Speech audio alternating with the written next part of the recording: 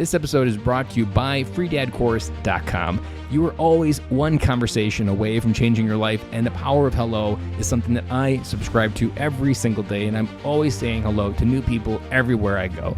Increasing your opportunity, increasing your connection, and getting access to the solutions to the problems that you are facing, whether you're on active duty or just beginning your veteran transition or even transitioning out for 20 years.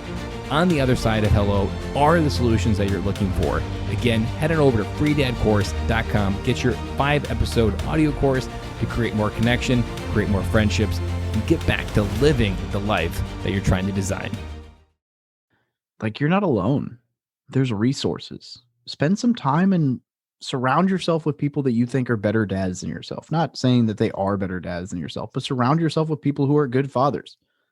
Talk about being a parent, right? People don't get out there and focus on becoming a good father or a good parent as much as they should. Surround yourself with somebody who's doing that well. I was in a Facebook group at one point. It was only like 100 people, but it was started by a friend of mine, one of those entrepreneurs. And it was basically like random entrepreneur dudes sharing ideas for like just how to make their wife feel special or struggles they were having around the house. So, I mean, read a book about being a dad, listen to a podcast like this about being a dad, like surround yourself with other fathers. Just, you can't help but become better. Dory 1, this is Fire Team Delta. Dad's coming home. Welcome to the Military Veteran Dad Podcast, where it is our mission to bring every dad home. I am your host, Ben Killoy. I'm a United States Marine veteran, husband, and a father. We will bring authentic conversations to inspire action in your life so we can close the gap between the dad you are today and the dad you want to be tomorrow. This is the Military Veteran Dad Podcast. Welcome back to Military Veteran Dad, episode 113. This is your official start to the week. And if you're the kind of guy that starts Monday where you're feeling already behind, it's back to the grind, you're going to a place you don't want to be, I challenge you to find a different mindset to believe in. Because the mindset that Monday is where your hell begins and Friday is where your freedom begins, that is what everybody else does. And if you want the results that everybody else has, go ahead. Adopt that mindset. But if you want the results that the very few, the 1% and 2% of people out there are getting, you have to set your intention that Monday is the day where you set the tone for the week, the quality of the life at home and at work that you have. Now, that starts with getting up, doing what you want, finding something to serve yourself, whether it be reading a book, meditate before starting your day, going to the gym before starting your day, whatever it may be. But how you start the day is going to be how you finish the week. And Monday is definitely that place to start it. Today's episode is with David Pere. David is an active duty Marine who devotes his time helping service members and veterans learn how to build wealth through real estate investing, entrepreneurship, and personal finance. This episode goes into so many different places. David is actually currently stationed in Camp Pendleton, and his family is still in Missouri. And so that brought up a lot of different conversations of challenges and different growth opportunities that he's been taking advantage of. And what I really liked about this episode is we go into an area of how to find a different path. And if you want to hear me unpack more about that path, go ahead and hang on for the other side of this episode, and I will dive into which is my number one takeaway of this episode. So without further ado, let's get started with David Pere. Welcome to the podcast, David. Hey, Ben. Thanks for having me on the show, brother.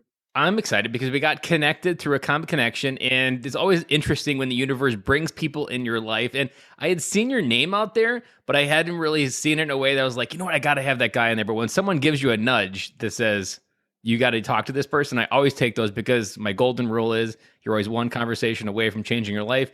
And I'm positive we're going to change each of our lives today because the conversation has that kind of power.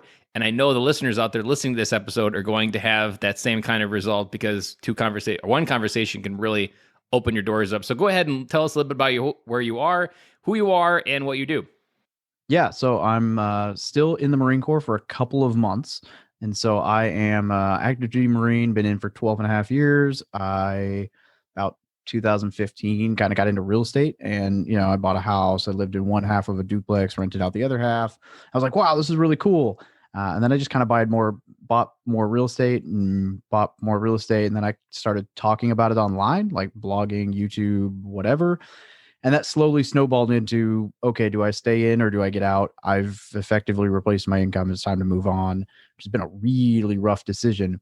And so I've made some kind of interesting moves over the last year and a half that I will never recommend to anybody, such as When I relocated to California, I knew I was getting out. My wife took a job in Missouri, and I effectively did the Geo Bachelor thing for the last year and a half, which has been in my head. We kind of joked about people talking deployment over like being home with your family before we started recording, but like in my head, it was like, oh, it's just like a deployment. I'm going to be away for a few months, then I'll see my family. Everything will be great. There's a huge difference between being deployed and having like a crazy mission and being with the guys and living alone in a big empty house without your family and trying to do like fatherhood through Zoom calls. And yeah, so it's been a real struggle. And I'm basically just counting down the days at this point to moving back into the house and going full-time dad and quitting the Marine Corps and being able to focus on my family.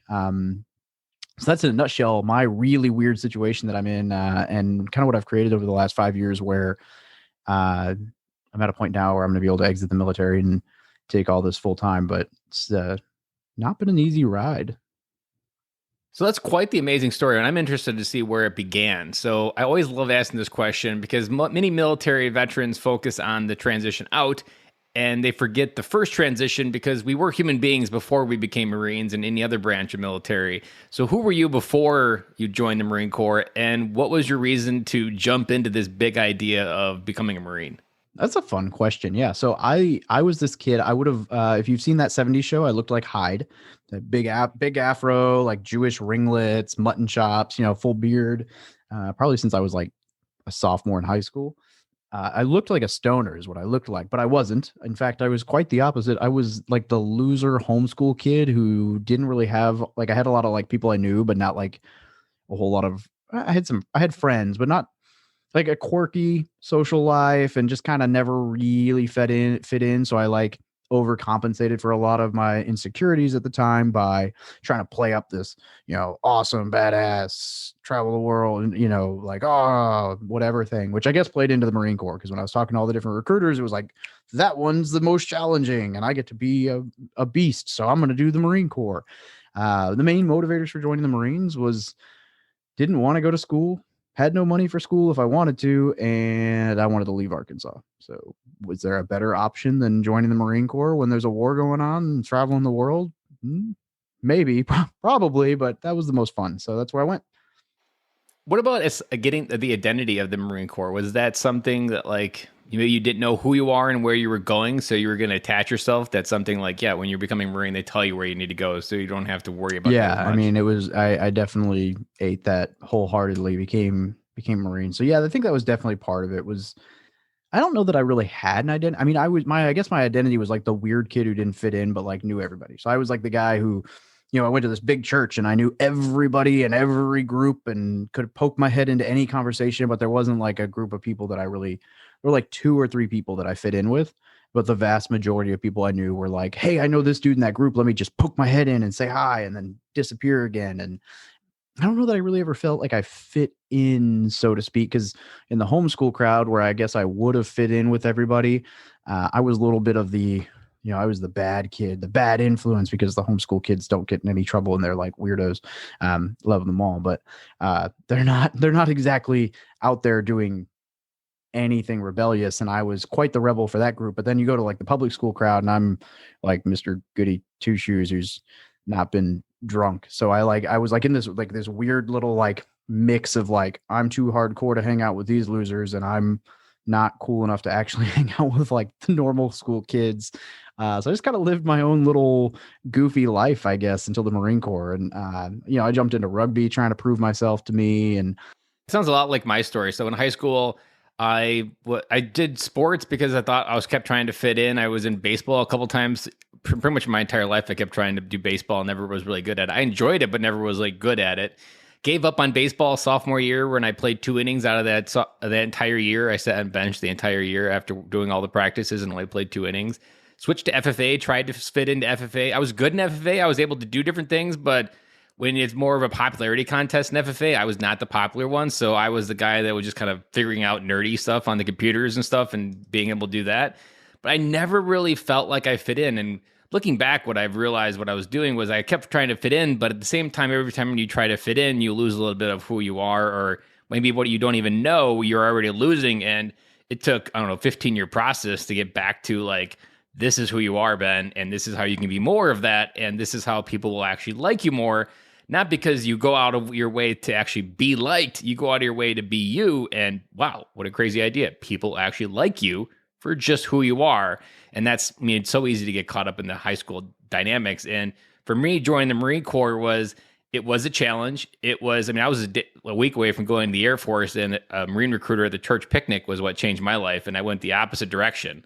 And 2 weeks later, I was raising my right hand for the Marine Corps versus the Air Force. And for me, it was one of those, like, I would have been voted least likely to join the Marine Corps because I couldn't do a pull-up. I could barely do the mile.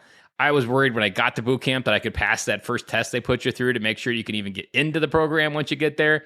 And I was just felt like an underdog the entire time. And for me, the Marine Corps really withered back a lot of that BS story on top and planted a lot of seeds of who I was. And then it took another 10 years to really figure out what all that was and what the Marine Corps was revealing. And then all those seeds getting watered later on in life. I like it. Yeah. Fairly similar kind of. It's funny when you say computer guy in FFA. I think that really paints a good picture. Not your average picture of an FFA guy. I mean, I grew up on a farm, so I mean, I had that component. I took animals to the county fair and all that stuff, but I always liked computers. I was always a nerd on computers. I figured out things with Excel and all this other stuff, and it just kind of worked out that way. That's where I really just found a good habit of with computers. And then ended up being a later career. I was an IT guy maybe 15 years later in my life as well. There was a point that I want to go towards where you started to realize that you could take control of your life and actually do something that's very odd in the way that people understand how to make a living and actually not make money, but earn money. So like if you have a W-2 job, you are earning money by trading your 40 hours a week for a salary, and you get issued a paycheck and even the military, you get issued a paycheck for the time you trade. But you started to ask better questions and, like, I don't think this is how it has to be. But that's not how many people, especially in the military, because we get so industrialized with the military complex of doing what we're told, questioning that isn't natural. So how did you get to that point where you started questioning the programming that was being issued to you? I read this magical book. It's hard to do that backwards. That purple thing back there, Rich Dad, Poor Dad, right? That, it kind of shifted my mentality. It's all about, it's just basically, it's all about the idea of how to trade your, put your money to work for itself rather than trading your time for dollars. And it just kind of put me in a weird spot where I was like, okay, this sounds cool. There's something to this. Let me start reading some other books about passive income, and real estate was the main driver there. Originally it was, great, how can I buy enough rentals that I never have to work again? And then over time that kind of morphed into, there's other avenues here. There's generating revenue through, whether that's YouTube or a real estate course that helps people with buying houses or creating a mastermind group, or it transpired into several different income streams. But it started as just real estate. Like, okay, well, if I can buy a house that pays me $300 a month, then I can buy another one. Well, that's $600 a month. And buy another one that's $900 a month. And then they pay each other down. And it was very eye-opening for me when very quickly I was making almost as much money in rental income as I was in the Marine Corps. And I mean, once you buy a rental property and hand it to a property manager, the amount of time that is required to keep tabs on those properties, I mean, we're talking an hour or two a month, maybe. Probably even less now that I've outsourced it to a bookkeeper. So I don't even do the books anymore. I just kind of like, all right, cool. Let me know if there's a problem and I'll fix it. Great. And that's pretty much it at this point. And yeah, it just kind of spiraled from there. Once that kind of clicked, then I went from my last reenlistment was, okay, well, I'm going to reenlist because even though this isn't exciting for me anymore, because there's not really any combat stuff, there's nothing, like all the fun stuff in the military is kind of gone. And I'm kind of doing more paperwork stuff. Like, I'm going to reenlist because it's a stable job and I don't know what else I would do. To this time, I'm coming up for reenlistment and I don't care about the money. I don't care what else. Like, I know what else I'm going to do. It's whatever I want to focus my time and energy on. It's whatever I want to do. It's spend time with my family. It's travel. It's, whatever. And since the Marine Corps is still not, it's just not as fulfilling for me as it once was. It's like, it's given me that freedom to make that decision, right? Because a lot of people, for me walking, I mean, I'm going into the reserves, but for me walking away from the military at effectively 13 years is nuts, right? You tell any service member who, you mentioned that too. I'm surrounded by E8s, E9s and above in the unit I'm in right now because it's a kind of a higher command. Everybody just basically tells me I'm nuts for leaving the military and walking away. And so, yeah, it's been a very interesting decision process and year, but it's got a lot of perks, or it will. You're talking about something there, and I want to go there for a minute because what you're talking about is doing something against the grain. I don't know whether it's true, but I've heard the analogy, and it makes sense that if you put a bunch of fleas in a jar with the lid on, they're going to try to get out very quickly. And eventually they're going to realize the lid's there. And then you take the lid off and they'll never try again. And they can get out anytime, but they'll stay down because they tried once and they learned that the lid was there. And as we go through this change and we do things that our parents didn't do as other people, especially in the military, I mean, you're surrounded by people that all buy into the same idea. And then you got this David guy that decided to challenge everything. And what we often get stuck in is when people come into our life and says, like, I don't think that's a good idea. The mindset that I've learned to kind of get through it in my own life, because I can get stuck on it as well, is people need us to validate their own lives by doing something that they did. And when we choose not to do that, you're making them feel really insecure about their life choices. But they won't say that and they won't openly do that. But I mean, that's what they're doing when they try to pull you back down, of bring you back to their level and their way of thinking. Because if you do something that is completely different than I'm doing, I might be wrong. I am definitely not ready to admit that, but that's what you're doing there. How did you work through that? Because it's bundled with fear, it's bundled with mindset, it's bundled with just being able to break free from what everybody else is telling you to do. It's not an easy decision at all, and I still question. I You mean still you're find not an myself overnight questioning. success? Yeah, you just wait. One of these days, I will be. I hate that. It's still not an easy. I mean, I still second guess it sometimes.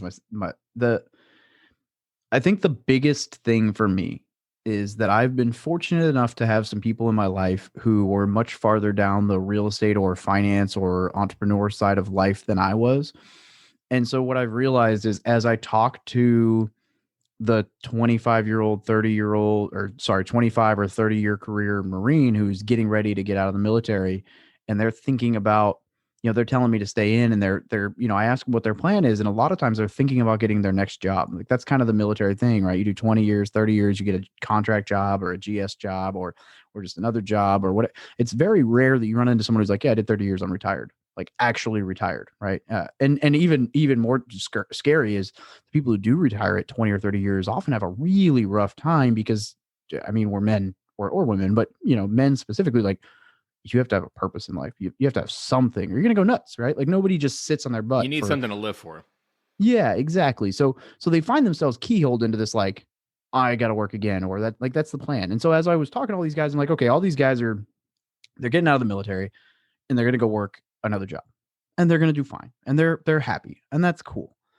But then on the other hand, I got the guys like, I mean, I'll just name like Brandon Turner, who's a big real estate investor, and I've got to talk to him. I've gotten to know him a little bit. Doug Nordman, who's a military guy who retired from the military, and then for the last almost 20 years hasn't worked again because of some side hustle and finance decisions he's made. And guys like these. And when I talk to them, every one of them is like, get out.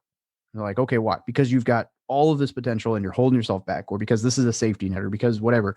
And I look at the two lifestyles and I say, okay, these guys by vast majority are telling me to stay in, which might be because of what you said, right? Validating their decision, but they're telling me to stay in, and their future looks like retire from this job, work another job, retire from that job, finally be able to enjoy life when you're 60. These guys are 30, 35, 40, maybe, and they're millionaires who live in Maui or do whatever. And they're like, get out and do this because you're going to be fine. It's like, okay, well, which life do I want to live? All right, well, that's the advice that I'm going to try to, not that I want to be, bajillionaire in Maui, like that's cool. But so it kind of came through listening to looking at the lens, like, am I going to take advice from the guy who's 5 years further down the road in real estate and done extremely well? Or am I going to take advice from the guy who's 15 years further down the life of the military and has done well as far as a military career, but I don't necessarily want like his life in 20 years doesn't excite me. So that was my biggest lens in all this was surrounding myself by like looking at basically stepping back and looking at who's giving me the advice and saying, well, which lifestyle, like who's living the life that I want to live? All right, well, then those are the people I'm going to listen to, whether it's comfortable or not. What you're speaking to there is something that I'm going to ask you. When did you figure out that your network was going to determine your net worth? It's a really like hot buzz phrase. I don't know that I really started believing how true it was until probably about a year and a half ago when there were there's been a few instances where I've realized it, right? And one is, I just name drop Brandon again. I was hanging out at his house, and he's very successful in the real estate front, right? So anyone who follows Bigger Pockets knows who this guy is. And I got lucky enough to meet him in Hawaii and build enough of a rapport that I got to hang out with him a couple times. And I mean, every time I hung out with this guy, every single time I talked to him, I left with some $1 million idea that I was like, okay, well, I'll give this a shot. And it's worked. And it's like, holy smokes, like, why didn't I think of that myself? And so I think that was like probably one of the more, I guess, reinforcing means of that is just hanging out with somebody who thinks that way. And instead of saying, oh, hey, this is a cool idea, says, go do this. And you're like, well, he's very confident this will work. And he gave me an idea. Let me give it a shot. And then it does, or maybe it doesn't. But I think it was when I started realizing that every time I hung out with certain groups of people, I had ideas that excited me and ideas that had some potential and ideas that had some legs. And then when you hang out with other, like there's groups of people you hang out with and you know them when you're like, dude, I'm going to go run a half Ironman. And the response is like, screw that. As opposed to like, dude, that's awesome. Go for it. It's like, okay.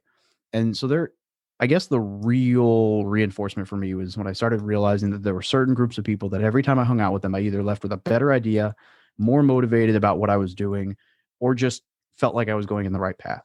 And those people are pulling me up to their level, as opposed to the opposite, which is like the kind of the crab in the bucket, like try to pull you back down to their level. And that's when you really start to hit home is like, wow, every time I hang out with these people who are doing really well for themselves, I feel awesome about where I'm going in life. And every time I hang out with these people who aren't, like, man, it takes a toll on you. When one person's talking about what they're investing in and the other person's talking about who's going to make the run to the liquor store to buy the 12-pack for the night, those two types of behavior provide an insight into your own life. And for every dad listening, I want to talk to you for a second, because what David's talking about and what I even experienced when I left my job last January was an instinctive reaction that I did not know enough to know where to go. And luckily, I had to have this podcast for a year prior to January happening. And immediately my instinct was, I need to talk to as many people that have walked this road as possible before me. And so I immediately just started filling my calendar with as many people as I could talk to that on LinkedIn would talk. And it was a funny part. Everybody was reaching out like, hey, if you need something, let me know. I was like, I'd love to have a conversation with you and just get outside my head. I talked to people on the W-2 side and talked about how they transition, what their life looks like, what their advice was. And then I talked to a lot of people on the freedom side of entrepreneurship and what does this look like? Is this really my opportunity to go all in? What did it look like? And by comparing both worlds, like you, I found my path within the entrepreneurs. Like, this is it. This is my path and I'm going to do it. But we're also talking about, we don't have a wide enough view of the American dream. There are so many default narrow views of how people can define happiness. And here's the big epiphany that Americans many suffer from today. Our dream of happiness isn't happiness. It's just a house that you can't afford. It's a car payment that you don't want. It's a big pile of debt that you don't want anymore. And their life choices are all in the past. And meanwhile, you spend all your time at work paying for previous choices and you're stuck trying to wish for a better life, when reality is you're just on the wrong plan and you need to get new ideas. And you're also speaking to the average of the 5 closest people, and that moment you get into energy of people thinking at a higher level, like, I'm sure you've had this many, many times when you go in these conversations where they're like operating above 6 figures. They're just like, you probably think to yourself, I have at the same time when I have a Zoom call, I'm like, you do what? And you make how much living? I met a lady who runs a Facebook group who does a mystery murder quilt. And she makes over $1 million sending out quilt squares to women all across America. It starts in January, goes to December, and it's a murder mystery. And she makes over $1 million selling squares to people that love quilting. And I'm like, oh my gosh. Like, those types of conversations change you forever because you're always left with, I just don't have the right question to really get me the right answer. And I know someone that can get me the right answer. But if you don't have a network, you can't lean on that. And if you don't even are open to conversation, which is why I led with in this beginning, you were one conversation away from changing your life. And you never know which millionaire you're going to talk to, David, that you're like, man, this guy has the path for me to be Grant Cardone type idea. And you're like, and that's only going to happen when you keep having conversations.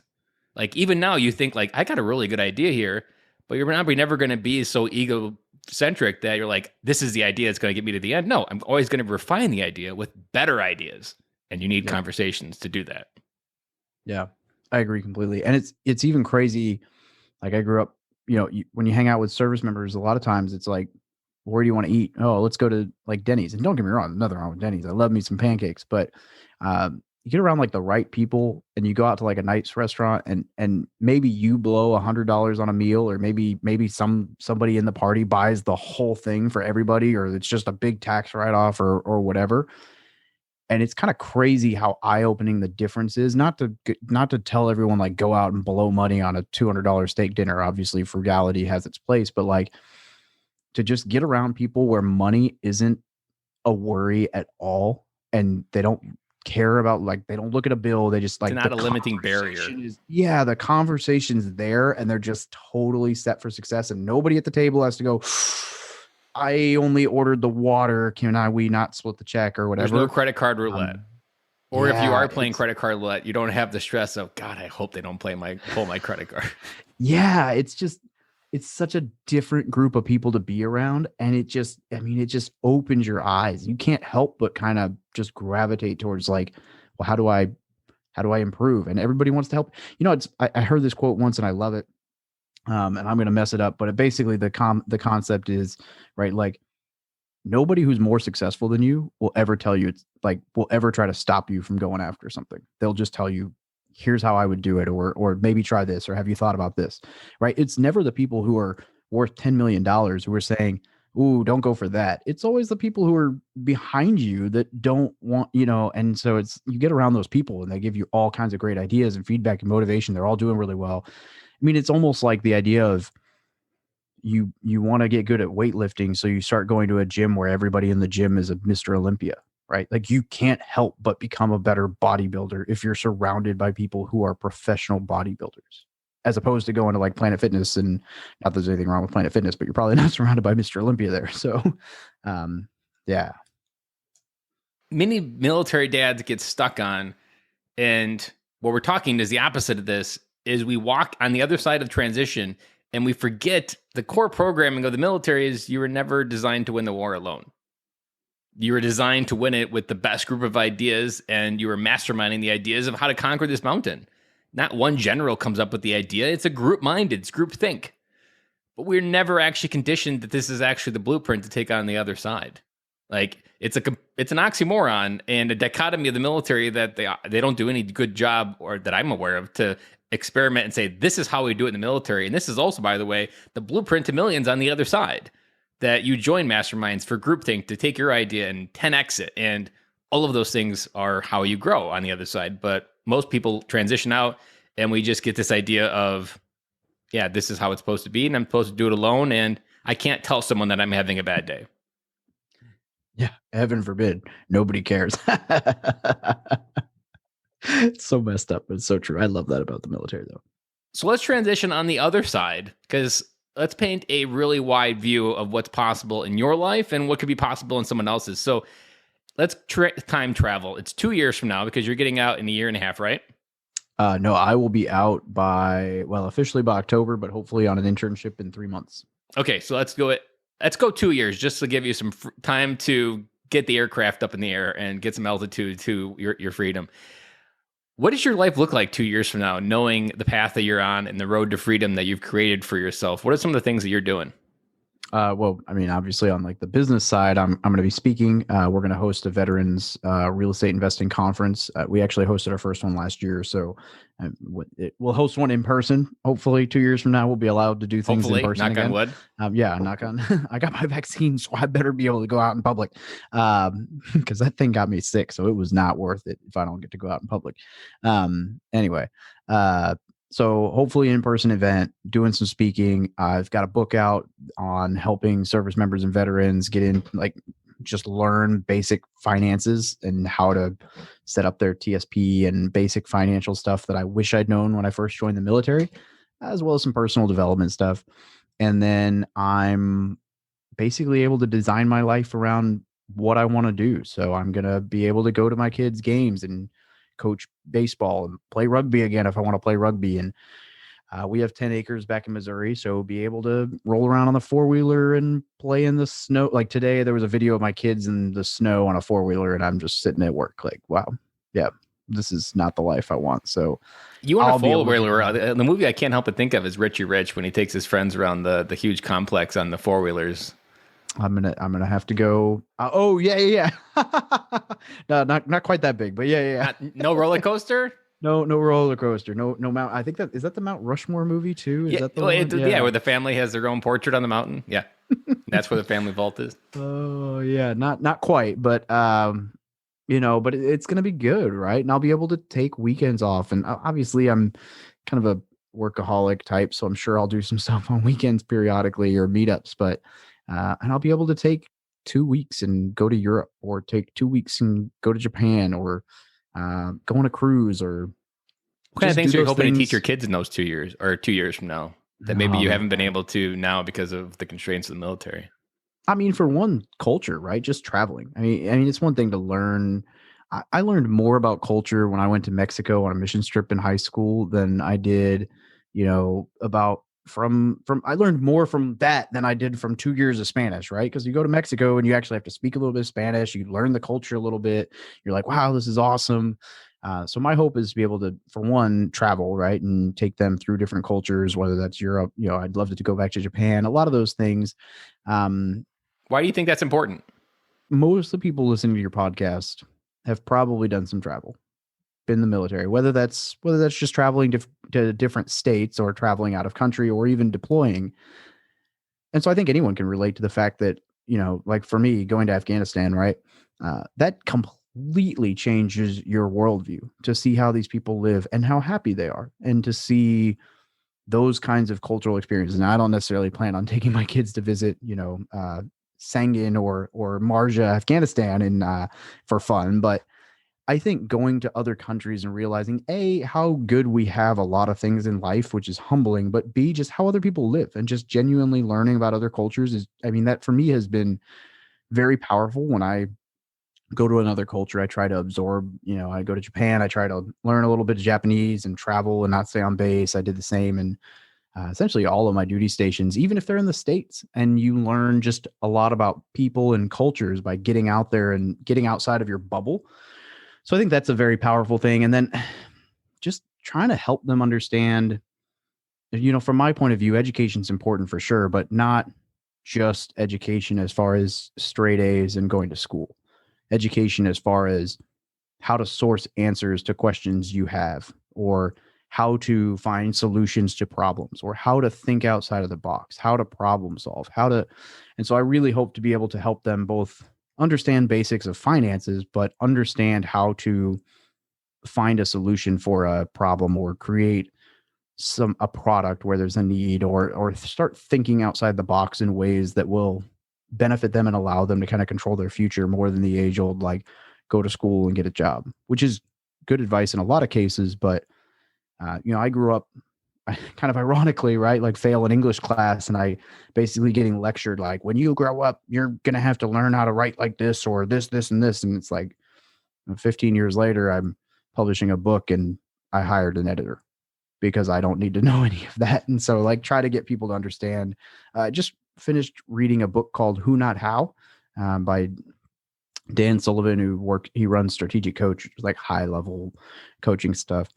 And his concept is really kind of, I guess, the idea that I'd love to help instill in my kids is just the fact that you don't have to be good at everything. You just have to know how to work with people and who needs to be the person to help you with that job. If you want to, for me, the first thing about publishing a book. So I hired a coach for self-publishing, and they've walked me through everything.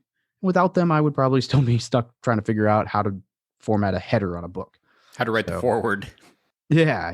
So I think that's some very powerful things. And I don't necessarily know how those, I don't necessarily know the way to teach all of those things. I think a lot of it comes down to being able to be there to teach them those things. I don't have any control over when I go home and when I go to work right now. That's not exactly what I want to be, the life I want to be showing my kids. How old are your kids? I have a 12-year-old stepson and I have a 4-year-old boy. There were so many things there that I want to kind of circle back and make sure that dads hit on. And there's one that I've talked about a few times in the podcast that I often talk about, or a shortcut, that I want to take my kids to India so they can see a kid that has nothing, that has the biggest smile they've ever seen. And I want them to know that it's not an iPhone that you buy because the marketing told you that this is going to make you happy. Happiness is something that you generate from the inside based on the love that you feel for yourself, not because of the amount of likes that you got on Instagram. And to me, that is something that we've gotten lost on in the last 10 years. And it just multiplies even more as every month unfolds in our current society that we have today. Everybody is sourcing the validation externally. I want them to understand that it all comes from the inside. And that perspective, that depth that you talked about, that was beautiful, because what you hit on right there is one of the massive reasons why I love helping military dads come home to their families, because we have that depth. We've been on those roads. We know how to guide our kids and family through that and to create that depth. And most Americans have never even left the country, let alone created depth on a worldview, but yet somehow people look to us to have the worldview. And we can create a better adult because of what we've seen. And if we can expose our kids to more ways of life, like how people live in Europe and different things that they have, different cultures, you create understanding, which is something also military dads are good at. All of these things are the recipe for great adults. And we don't really acknowledge that we have this really awesome fucking toolbox to create some amazing human beings. But the most important part is you have to acknowledge you have it. 2, you are a person of value. And 3, it's your story, maybe a difficult story even, that's going to help be that teaching tool to get your kids to that place. Yeah, it's a good way to put it. I like that. There was another part that I was going to circle back to, is that you're talking about leading your kids somewhere, and not necessarily where you want them to go. Like, that, to me, the number one reason that people go through life and get stuck at 18 and end up joining the military, or just kind of defaulting going to college because they don't have a better idea, is because they stayed on the narrow track. We talked about not having a wide enough dream. So to me, my objective as a father is to give them the widest view of their life. And I'm convinced that you can't figure out how you fit into this world with 12 years of schooling. You have to step outside your life in order to see how you fit into your life. And that's what you talked about with experiences, and take them to different cultures, because when you expose yourself, like in the military, to all these different things, to different people in the world, you understand how your unique gifts and value as a person can actually make the world a better place. And isn't that what we want for all of our kids, to go into the world and help make it a better place? I hope so, right? If you want them to go into the world and make it a worse place, stop listening. We want that, but we often just get hung up on the circle of life and the repetitive nature of what we do every day. I mean, you're kind of living the duality. Like, at night, you are this guy, but during the day, you're still part of this cycle of the military lifestyle. Like, it's a rinse and repeat. You got PT in the morning, you got formation, you go to work, and you've got colors, and you go home and pretend to be family. And then you repeat that process. And you don't really acknowledge it, like, oh, when I come home to my family, I can actually be a dad. I don't have to worry about, like, being a Marine at home. And it's a whole dichotomy there. And it's so easy to get wrapped up in, social media for one, but just in busy work around the house to, I know a lot of people, right? They get home, I got a side hustle. So if I come home and I'm working on my side hustle for hours, and then I finally okay, I can relax. Well, if my kids are asleep, then I missed a pretty solid opportunity. And it can be very challenging to Like, try starting a military dad podcast and working on your podcast instead of being with your kids. I couldn't have picked a worse side hustle for the duality of, do I help other dads become better dads, or do myself become a better dad? Like, it's a crutch of the only way that I got through it was the first year when I did have a job, and the only reason why I was able to keep my consistency is I realized Starbucks opened at 5:30 on the morning on the weekends. And so from 5:30, or actually not 5:30, 5 o'clock, from 5 to 8 every Saturday and Sunday for like a year and a half straight, I maybe slept in like 2 or 3 weekends out of the entire time. All of those times I was at Starbucks from that time when my kids were sleeping home, watching cartoons, eating cereal, low value, quality time.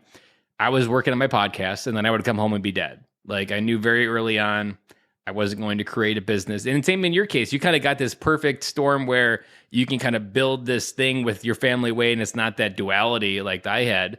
And you get to go home to a better version of dad because you had this time away and you were able to work on it. And I knew I didn't want to build a business and create a life of freedom to not have the people I love the most there with me when I get to that point to enjoy. I mean, think of how many career-minded military generals that live their entire life for the idea of the military. They get out and they realize there's nobody there anymore because everybody left them because they never realized what was most important.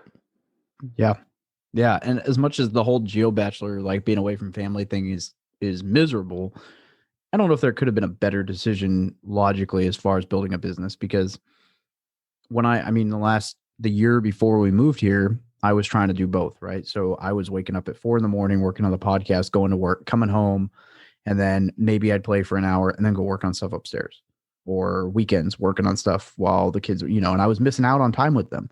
And right now I'm missing out on time with them, but because I'm able to focus on it, I'm making so much progress that when I get home in a couple months, I'm going to be able to just close the door on time outside of when the kids are around and say, okay, I'm going to take this day off and go hang out with the kids, or okay, I'm going to do this weekend, or, and I'm going to be able to focus that energy with the kids, and the wife, obviously, she doesn't get sick of me, but, and so it's kind of, yeah, I guess the dichotomy there, right? Like, cause it's very easy to get stuck doing a whole bunch of stuff and never spend time with your kids. And the military is the worst trap because most people won't call you out. It's a noble thing. I mean, it sounds noble. It looks noble. Must be. And the lie that, oh, my commanding officer said we had to work late tonight. You may have just made that up and no one's going to call you out like, did he? Really? Because this is like the third night in a row that he's done that and you guys aren't even getting ready to deploy. But no one's going to call you out on that because it's so easy to hide the military because it's dressed up as he's just serving his country and doing a noble service. Yeah, I know plenty of people who don't seem to ever want to go home. Or they look forward to the next TDY or next training away from their family because they see that like going away is like the best part of the day versus when they walk through the door at the end of the day. Yeah. I mean, and I can see that too, because there's so much purpose, like when you're deployed or, whatever. It's life in the military back in garrison is boring. So, I mean, it would be easy to fall into the trap of, okay, yeah, another deployment, sign me up. And honestly, I've joked about it before, but like, how hard would it be if you wanted to go to Japan, whether your family did or not? How hard would it be to just be like, oh, we got orders to Japan. I fought them. I fought so hard, but I mean, yeah, so it's very easy. I'm not advocating that people do that, but yeah, you can very quickly realize the whole career gone and not have actually accomplished anything on the parenting family side. You can hide from that for sure. So have you had to come home from a deployment to your family where you were stationed at the same spot? No, I was a single dude back when I deployed. Since then, I mean, I've done some couple week or, probably 6-7 week training ops is about the longest. But even that, I mean, it's a noticeable thing. It's like this big buildup to come home and then, all right, back to work the next day. Is there any advice or maybe missteps that you'd like to share with the audience for where you, because there's a huge kind of another dichotomy of life that there's the side of coming home that everybody sees where the military member meets the kid at school. There's these eruptions and everybody is crying and happy. And I cry my eyes every time I see one of those. But that honeymoon phase ends and then the real work begins. And most people never talk about that part. And it's the part that keeps going. I mean, those terribly viral videos where people play that, like, oh my gosh, I'm coming home music and it's like totally staged and I it have a drives Google me. alert from Military Dad. There's probably 15 of those videos every single week in my Google alert from Military Dad coming home, and I'm just like, man, they're just so it just highlights the honeymoon, but no one really does anything related to what's on the other side of that. And a lot of times, like the military talks about it, and some units do this really well, and other units really just miss the mark. They spend 6 months getting ready to go, and then they spend 2 days getting ready to come home. And it's the part that is the part where you can make the most missteps and even never come back together. Sometimes people come back together for that moment, and that's kind of like the last moment of connection before everything kind of falls apart. So I'm wondering, is there any wisdom or anything that you've learned within your time, maybe even coming home from your times by being gone this time, where you realize that you can't just walk in the door and kind of resume where you left off? Because a lot of times life continued without you, and they learned to live without you in some capacity. Yeah, I think just being aware of it. That's been the hardest thing for me. So a few different things, right?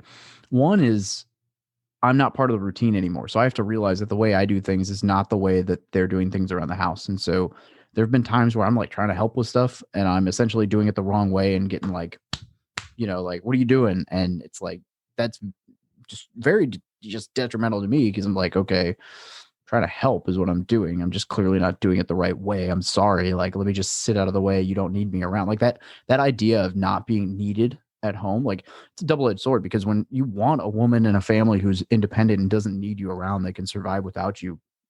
But you also want to come home and feel needed, feel appreciated. And if they spent all that time successfully without you, then they're not going to need you right away. And they might appreciate you, but they're not like, so, I mean, we've struggled for sure. Like my wife and I, intimately and a lot of other things where it's just like her way of coping has kind of been turn off the emotions. So like I come home and there's like this, like we met at the airport, all the kids are happy. Oh my gosh, let's kiss and hug and whatever. And then like you get home and it's kind of like, yeah, hey, I know how military videos are. And like I mean, I've literally had my wife tell me, like I know that there's like this mentality where like, people have like a big sign that says like report for booty. And it's like, you come home and you like wonderful sex, like everything's great with your wife. And she's just kind of like, that's not it. Like you've been gone for 6 months. The emotions. There's 2 loads of laundry that need folded. Let's get yeah. going. Like this has got to warm up. There's a warm up period here and it ain't. And so it's been very rough for me to manage those expectations because you see societally or society, the perfect Facebook filter is applied. Yeah, it's like it looks easy. It looks like a plane landing on the ground. It happens daily. And then you get home and you're just like, okay, I've been working my butt off for this. I've been so excited about this, and they don't. It was all I could think about when I was sat. And if you were a guy that was deployed in Afghanistan or Iraq, like I thought about this moment, and then I'd hear in. We were just joking, or not joking, but we were talking about the sadness of the thought that people feel deployed to their home and they feel like more home when they were deployed in Afghanistan. Like that's the dichotomy that people run into. Yeah, it's a very real thing, right? It's very easy to get wrapped into, and you do it to yourself sometimes because you overplay how amazing this homecoming is going to be, and you see how happy everyone is, and everyone. If you've got 10 people who all got off deployment and they're all married and they all go home to their family, right? They're all going to talk about how amazing it was. Nobody's going to say, wow, that was Watch out for that IED over there because, man, that thing almost took off my leg. And needless to say that was a piece of laundry on the floor that I forgot to pick up yesterday. And let alone it was an IED, metaphorically speaking. Yeah. Nobody's going to tell you that it didn't go well. It's like graduating from Marine Corps boot camp, right? Nobody goes home to their friends and says, that was the worst thing I've ever done. I don't know how I made it through. I would never do it again. They all go home to their friends. We become the commercial. Yeah, they all go home and they say, "Oh, yeah, it was tough, but I made it. Yeah, I'm a tough guy. I made it. It was good. It was all right." Like it's just a mentality thing. Nobody wants to let the ego in and say, "Dude, this sucks." And so when nobody talks about it, it's not the norm. So then it's even worse because if all 10 people feel the exact same way when they go home, and all 10 people go home and play it off, then all 10 people not only feel invalidated and unnecessary at work or at home, but they then feel like something's wrong at work because everybody else has this picture perfect thing going on and theirs isn't. Wow, that just got really like, we just spiraled into like everything that's wrong with homecomings. We did, and it's in the weeds, and it's the part, like, it's the ugly part that's not talked about. It's the, I mean, it's like, even if you were to give another duality to like presidential elections are all about what we can do for you, and everything that's going to get better when I get in office. And you put them in office, and all they do is do their own thing. And you're like, well, that's not what it was sold about. But it's this idea of, we just get accepted to what's in front of us, and we forget that reality is there. And I love that you talk about ego, because that is a huge component that it was one of my very first principles that I spoke on even before I had a podcast, is that the first thing military veterans need to turn off on the other side is their ego, because it's the one landmine. It's going to hurt all the people around you, and it's also potentially going to hurt you when it goes off, because you're not going to be able to see the blind spots, because you're protecting yourself from everything that's important in your life until the moment that there's nothing left around you, and it's all gone. And you don't realize that it was your ego that was telling you this massive lie, that you had to keep up your armor, and that wasn't the process. Is there a moment where you realized that your ego was kind of like this big asshole in the room, that you couldn't figure out what was causing the problem, and you're like, it was that guy? Have you ever read the book? Have you read any Ryan Holiday? He's got a book. I've read a few of Ryan Holiday's. Yeah, the ego is the enemy. I've read for that one. Yeah. Me and my roommate joke about that all the time. We're like, hey, have you read this book? Every time we're being an asshole. Dude, that was part of the reason I was such a prick in high school, because I was like trying to prove to myself and everyone else around me that I wasn't this homeschooled dweebo. So I like, oh, I'm so awesome. Look at how great I am. I freaking lied about everything and over exaggerated everything.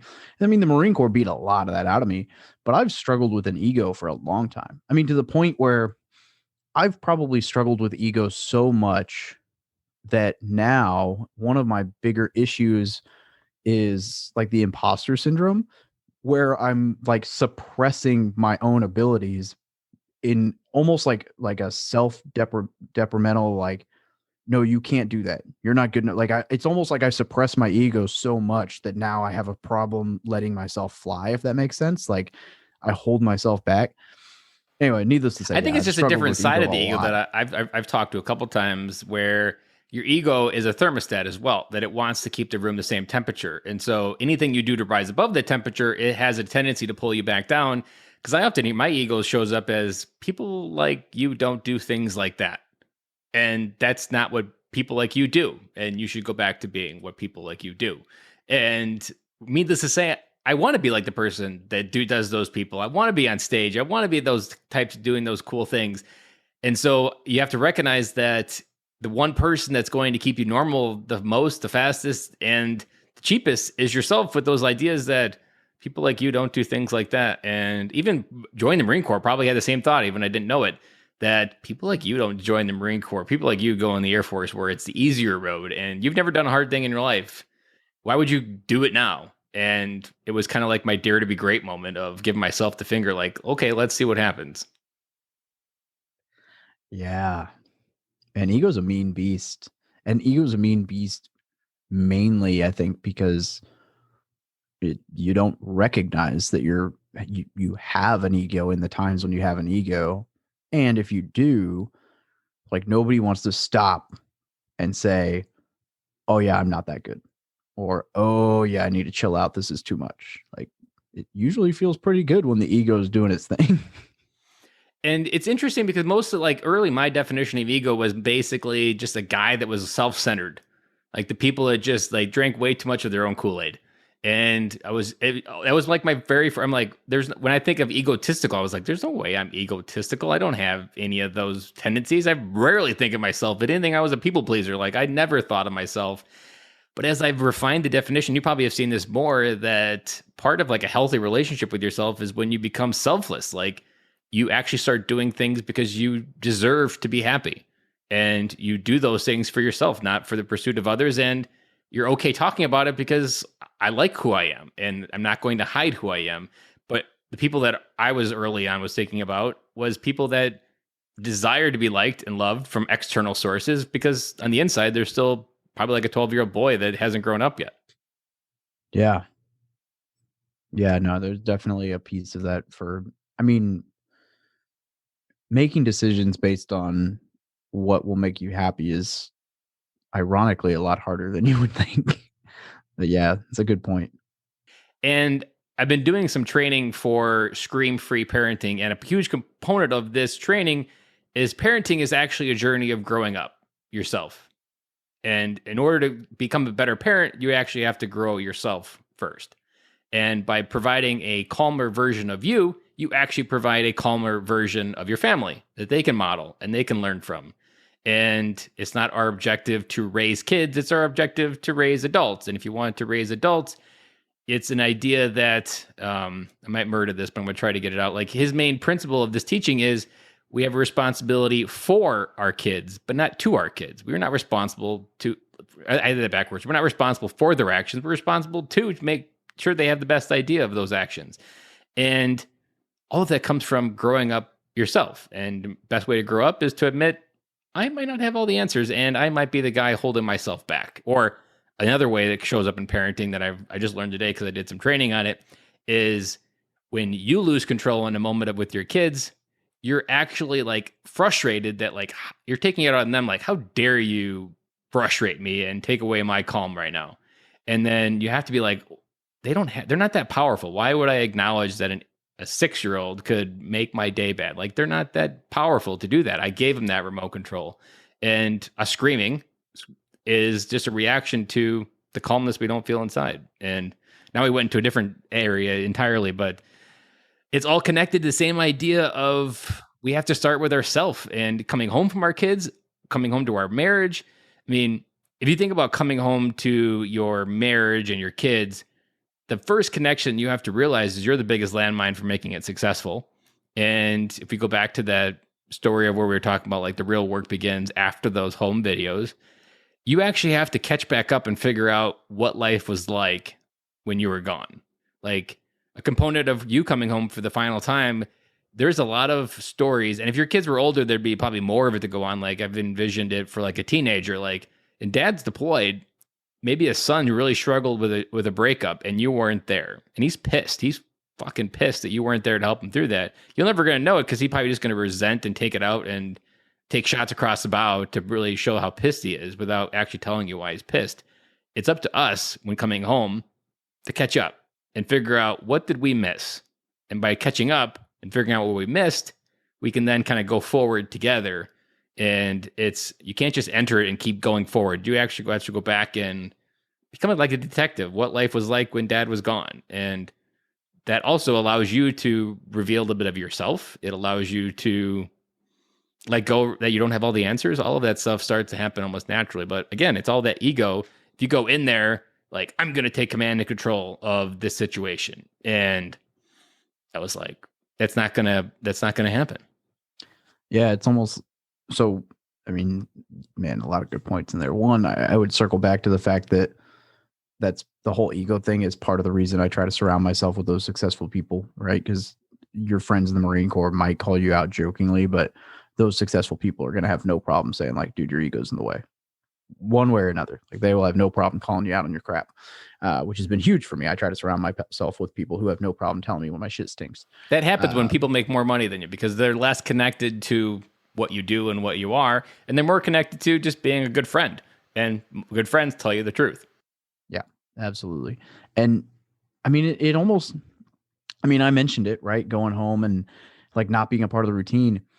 It's almost like you need to approach when you go home after that long time, like the age-old advice when you take command or join a new unit, which is sit in the background for a week or 2 or 30 days. And don't, like they say, when you take command, like sit back for 30 days and observe the battle rhythm. Don't try to just go in changing things right away. Don't try to yank control. Like, see how things have been running without you. I mean, that reminds me of Heartbreak Ridge. It's a good movie. It is a good movie. I absolutely fucking love it. But it reminded me of the supply officer that thought he knew better by counting boxes of how an infantry unit worked, and nothing better at the end when he get his freaking ass lit up. And like, you go back. Were you good at being supply? Go back and do that, because right here, this is how we do it.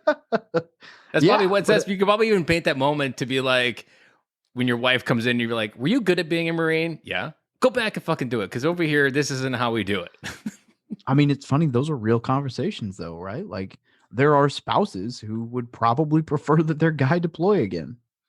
Yeah, because I mean, it just felt easier. And when he's home, he's not the person I need to be there. yeah.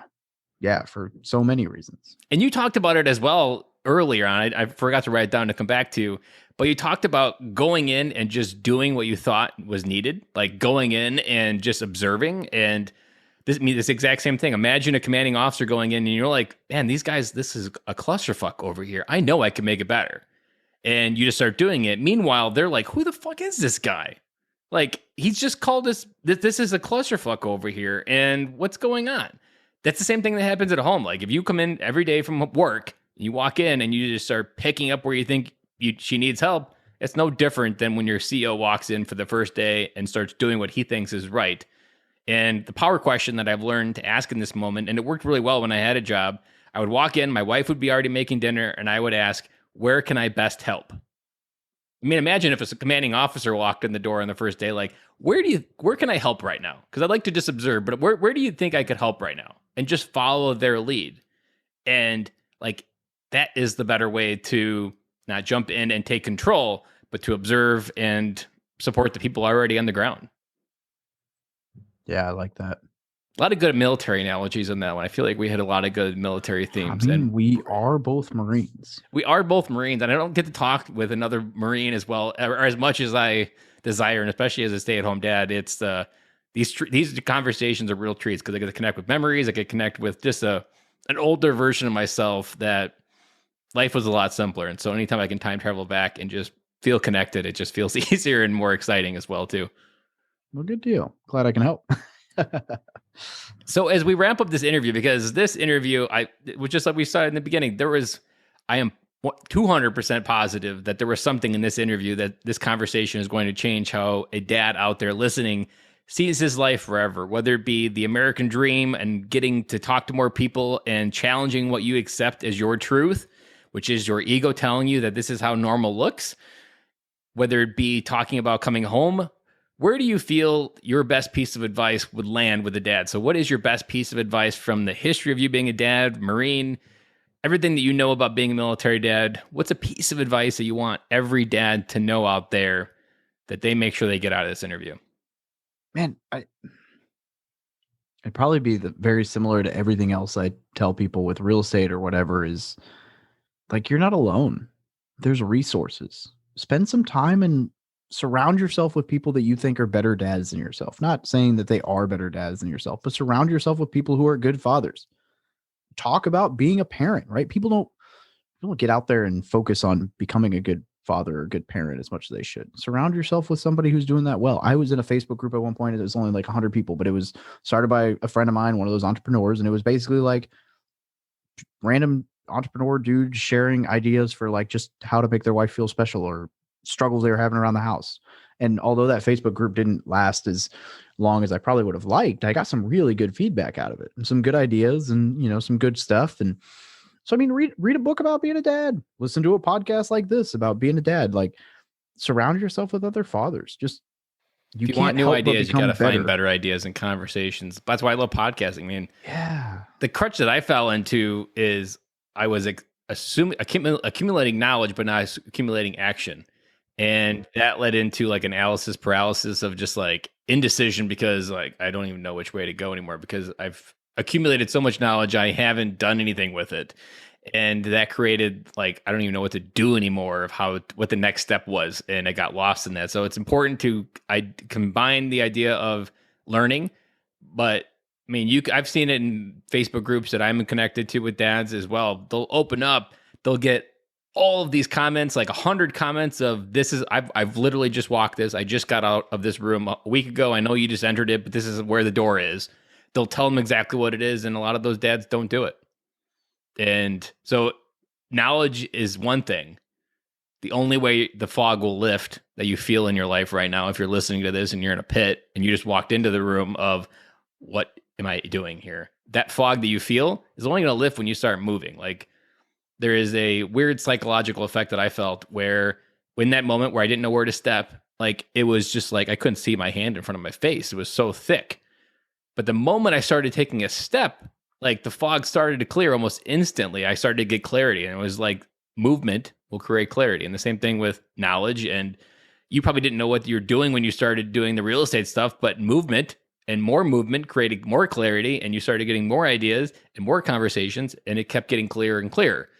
But the moment you start standing still, I'm sure you probably even feel it now, even as you're doing it. The moments you're not doing or moving the needle, you're like, you start questioning things, and you start feeling like that fog starting to set in. And you're like, which way is north again? And it just takes movement to figure that out. Yeah. It's amazing how far you can go if you just start moving. Yeah. People get hung up on like the azimuth of the direction, use some military terminology. But sometimes it doesn't really matter where the azimuth is poured. As long as you're moving in a direction, the features are going to change. You're going to get different landmarks, and the view changes. So as the view changes, you get different perspectives, and you may be able to go in the wrong direction for a mile, but then maybe that takes you up to a mountain where you're like, whoa, I can see that I need to go in the other direction, but I got elevation with that direction. So that wasn't really a bad decision because now I know where to go. Does it? Yeah. Yeah. I never used that analogy, but I really like that one. Just kind of came randomly there. I agree. It's like, yeah, it doesn't have to be that your first deal doesn't have to be your best. You just have to do something. And something will lead to something else. You probably have seen this within your real estate deals that I learned early on that, and I coach other people starting podcasts in the same idea that what you see in front of you right now is probably a mountain that seems like 2,000 feet high and you can't see on the other side of that. And you're like, I don't really know if this is the idea. I got this idea. Like my podcast was there for like a year before I launched it. I got this idea, but I'm not really sure if it's the right idea. And so I'm just going to stay here until I get that feeling. And what I didn't realize until I got on top of that mountain with an idea was, oh, I can't see my $1 billion idea until I fail at this first idea. Yeah. And so and your $1 billion idea is maybe 3 failures in. And you're not going to get there until you gain the collective wisdom of your first 3 failures to know what didn't work, to know what you don't like. And then you're like, oh, man, this is how it's supposed to fit in. But you'll never see that because it's 3 mountains in front of you and how many views of elevation that you're down. And each time you climb the mountain, whether it's a failure or success, you get a view that you can't have access to until you do something. Yeah, I mean, to bring it all home on that with the most polarizing example you could possibly use, everybody loves to focus on how many millions of dollars Donald Trump lost over the last 2 or 3 decades. But have you seen how much the man's worth now? He sure failed a few times, but he figured something out along the way, whether you like the guy or not. He accomplished something. So anyway, yeah, and it's throw that guy in sometimes because it pisses people off. But there's so much, even within that example of Trump, within every failure, there's always lessons to be learned. And I'm sure Trump can see it in himself. There's things that he's learned as well. And the context that we often misjudge Trump through, and the many things that we could misjudge him for, is we try to judge his life by the view from our life. And whether it's Trump or another billionaire that is an asshole or however you view Trump, doesn't matter. You judging from your view to his view, I mean, we have different ways of thinking. Like to him, $600 loss on a tax return, whether it be maybe a true tax return or not, it doesn't really matter. That's a different mindset entirely when you deal with real estate than it is from someone who deals with a salary of $100,000 a year and you have a mortgage in most of your life. Your view of the world is completely different from his, and we always try to judge each other's, or even the moral implications of we try to hold people in elected office to a higher standard than our own life. And it's like, are you perfect? No. Well, why do you automatically assume all these other people are perfect and they don't mess up either? And it's this projection of our own insecurities on other people that kind of make that happen. But not to go down that rabbit hole, but man, this has been such a great episode. And I'm so, like I said in the beginning, I'm so glad that we said hello to each other because this is a really good episode and I'm really going to love getting it out to you guys. And I'm really glad you came into my life, David.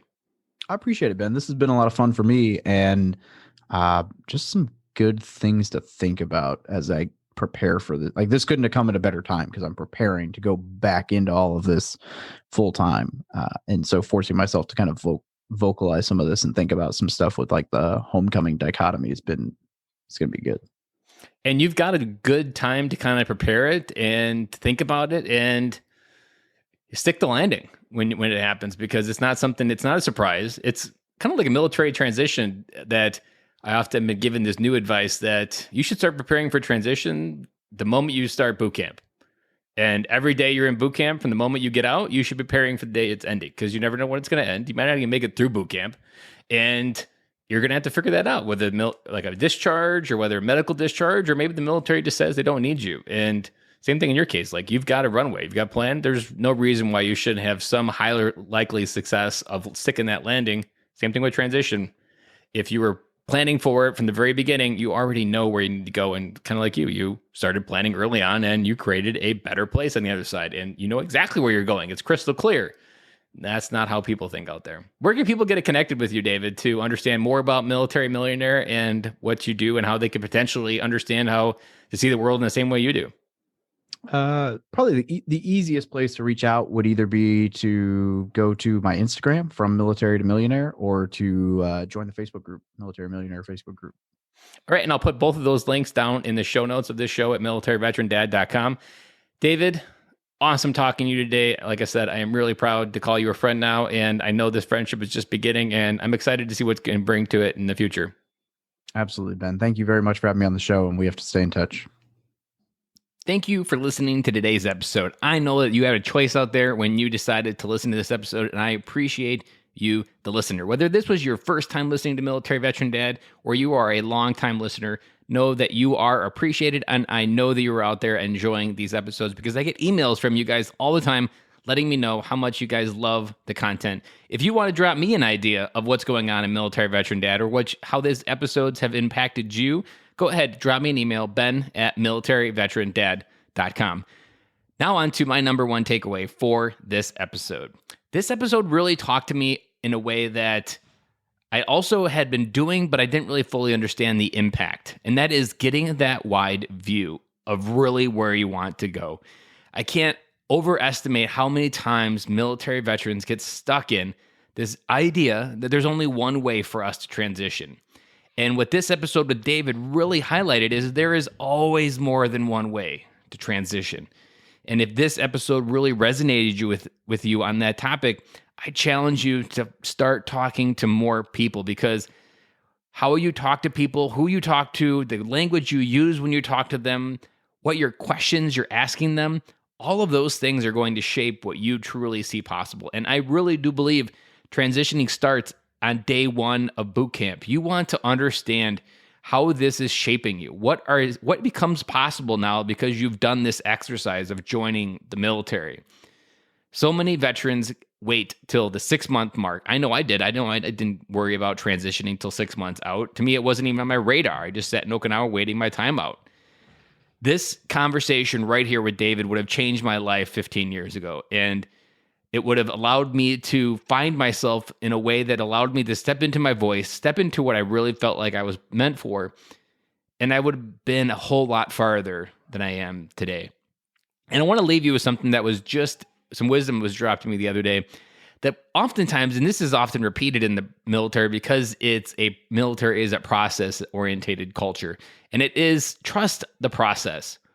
I want you to reframe that, as I have done now that I've had this mindset shift. Don't trust the process. I want you to trust the progress. Because what I often hear when I talk to military dads is they get stuck on this idea that they're stuck. So they literally get stuck. And the thought that's stuck is that they're stuck. And they're told to trust the process. I've been told that how many times I can't even count. But of that advice is it doesn't help get me out. It doesn't help me understand where to go. It still has me feeling stuck. Because trust the process feels like I don't have any power to do something within that idea. And I don't like that idea. I don't like the idea of feeling powerless. But if you shift it towards trust the progress, and not trust the process, but trust the progress, what you're doing there is acknowledging the gain and the work that you have done to get to where you are today. And trusting the process makes you feel like the work you put in doesn't matter. That, yes, you've done a lot of growth work.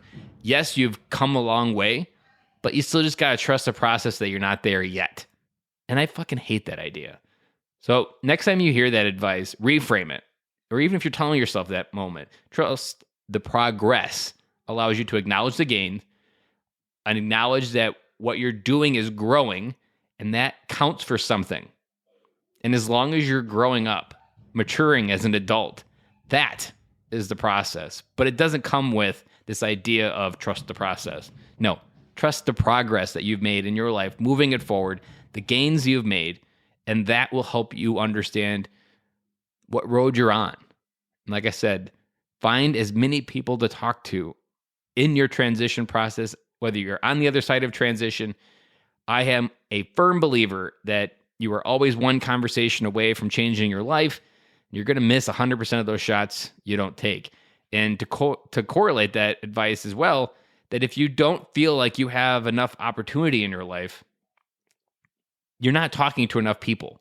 The amount of people that you talk to daily, preferably strangers, is directly proportional to the amount of opportunity and ideas and new ways of thinking that you're currently using. So with that, guys, I will sign off. Have an amazing week. Set that intention, like I said in the beginning of this episode. Make Monday count. And I will talk to you guys again on Friday.